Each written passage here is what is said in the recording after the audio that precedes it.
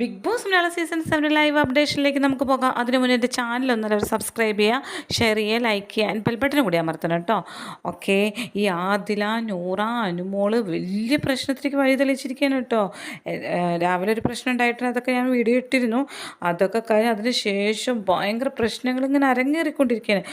അനുമോള് പറയുന്നുണ്ട്, ഞാൻ പയറെല്ലാവരും ഇതന്നെ പറഞ്ഞ് തന്നെ വീണ്ടും പറഞ്ഞുകൊണ്ടിരിക്കുക, പയറെല്ലാവർക്കും ഞാൻ ഒരുപോലെയാണ് വിളമ്പിയതെന്ന് പറയുന്നത്. അപ്പോൾ സാബുമോന് കുറച്ച് പയറേ കിട്ടിയിട്ടുള്ളൂ എന്ന് പറയുന്നത്. അപ്പോൾ അനുമോൾ പറയുന്നത് എന്താണ്, പ്രോട്ടീൻ കൂടുതൽ വേണം സാബുമേനെ എന്നും പറഞ്ഞ് ചോറ് കുറവും കറി കൂടുതലുമാണ് എടുക്കുന്നത്. അങ്ങനെ പറ്റത്തില്ലല്ലോ, എല്ലാവർക്കും ഒരുപോലെയാണ് ഞാൻ വിളമ്പുന്നത്. ആതിരടക്കം വിളമ്പാൻ കൊടുത്തു കഴിഞ്ഞാൽ ആതിര ചിലപ്പോൾ അങ്ങോട്ടും ഇങ്ങോട്ടും കൂടുതൽ, അങ്ങനെ എനിക്ക് ഇഷ്ടമല്ല. എനിക്ക് വെക്കാനറിയാം, എനിക്ക് വിളമ്പാനും അറിയാമെന്നൊക്കെ പറയുന്നുണ്ട്. ആതിര വിളമ്പാൻ വേണ്ടി എടുത്തപ്പോൾ അനുമോൾ തട്ടിപ്പറിച്ച് മേടിച്ച് പയറുകറി പോകുന്നു. അപ്പോൾ ആതിര പറയുന്നുണ്ട്, പറ്റില്ല, ഞാൻ തന്നെ വിളമ്പെന്ന് പറയുന്നുണ്ട്. എൻ്റെ അടുത്ത് ചോദിച്ചത്, ഞാനും കിച്ചൺ ടീമല്ലേ എന്നൊക്കെ പറയുന്നുണ്ട്. അനുമോൾ സമ്മതിക്കുന്നില്ല, എനിക്ക് വെക്കാനറിയാമെങ്കിൽ എനിക്ക് വിളമ്പാൻ അറിയാം എന്നൊക്കെ പറഞ്ഞിട്ട് പയർ കൊണ്ട് മാറ്റി വെക്കുകയാണ് ആൾ ചെയ്യുന്നത്. അതായത് ചോറ് അധികം വന്നിട്ടുണ്ട്, അപ്പോൾ ഈ ചോറിന് കറിയാക്കിയിട്ട് പയർ കറി മാറ്റി വെച്ചിരിക്കുകയാണ്.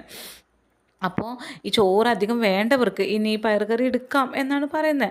അത് ന്യായമായിട്ടുള്ള കാര്യം തന്നെയാണ്. അനുമോൾ പറഞ്ഞത് ന്യായം തന്നെയാണ്. ചോറ് ഇത്രയധികം വന്നിട്ടുണ്ട്, അപ്പോൾ ആ ചോറ് തിന്നാൻ വരുന്ന ആൾക്കാർക്ക് കറി വേണ്ടേ. അപ്പോൾ കുറച്ച് കറി, ഉച്ചയിലത്തെ കുറച്ച് കറി മാറ്റി വെച്ചിരിക്കുകയാണ്.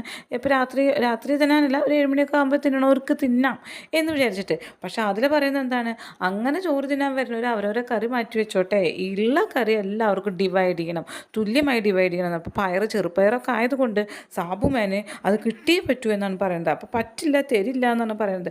ഇല്ലെങ്കിൽ ഞാൻ ഇറങ്ങിപ്പോവാണ് എന്നും പറഞ്ഞിട്ട് അനുമോള് കിച്ചണിൽ നിന്ന് ഇറങ്ങിപ്പോവാണ്, എനിക്ക് പറ്റില്ല എന്ന് പറഞ്ഞിട്ട്. അപ്പോൾ പറയുന്നത്, ഈ എത്ര വട്ടമായി കിച്ചണിൽ നിന്ന് ഇറങ്ങിപ്പോകുന്നത് നൂറ് ചോദിക്കുന്നുണ്ട്. നൂറ് പറയുന്നുണ്ട്, നിന്നെ ഞാൻ എന്നാൽ കിച്ചണിൽ നിന്ന് മാറ്റിയിട്ട് വെസൽ ടീമിലേക്ക് ഇടുന്നു എന്ന് പറയുന്നുണ്ട്. അങ്ങനെ വെസൽ ടീമിൽ നിന്ന് നെവിനെടുത്തിട്ട് കിച്ചൺ ടീമിലേക്ക് എടുത്തിട്ടു. വെസൽ ടീമിൽ എത്തിയപ്പോഴോ വെസലും കഴുകുന്നില്ല.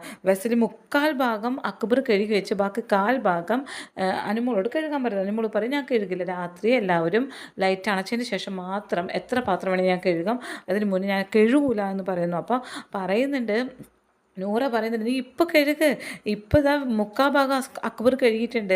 അപ്പോൾ അക്ബർ പറയുന്നുണ്ട്, എനിക്ക് കഴുകാൻ പ്രയാസമൊന്നുമില്ല, ഞാൻ അസലായിട്ട് കഴുകും, എനിക്ക് കഴുകാൻ ഇഷ്ടമാണെന്ന് പറയും. അപ്പോൾ അനുമോൾ ചോദിക്കുന്നുണ്ട്, എന്നാൽ നീ അങ്ങോട്ട് കഴുകിക്കോ, ഇഷ്ടമുള്ളവരോട് കഴുകിക്കോ. അയ്യടി, നിൻ്റെ പണിയും കൂടി ഞാൻ ചെയ്യാനല്ല ഇവിടെ വന്നിരിക്കുന്നത്, നീ നിൻ്റെ പണി ചെയ്യും എന്ന് അക്ബർ പറയുന്നുണ്ട്.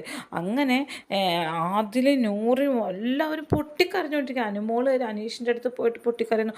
അനീഷ് ചോദിക്കുന്നു, എന്താണ് തെറ്റ്, എന്താ അനുമോൾ, എന്താ സംഭവിച്ചെന്ന് പറഞ്ഞു. അപ്പോൾ ആദില വന്നിട്ട് പറയുന്നുണ്ട്, അതെ, നിന്നെ മനസ്സിലിരിപ്പ് ഞാൻ നാട്ടുകാരുടെ മുന്നിൽ തുറന്ന് കാണിക്കും, ഉറപ്പായിട്ടും കാണിക്കുമെന്ന് പറയുന്നുണ്ട്. എടി, നീ എന്താ വിചാരിച്ചേ, ഫ്രണ്ട്ഷിപ്പ് എന്ന് പറയുന്നത്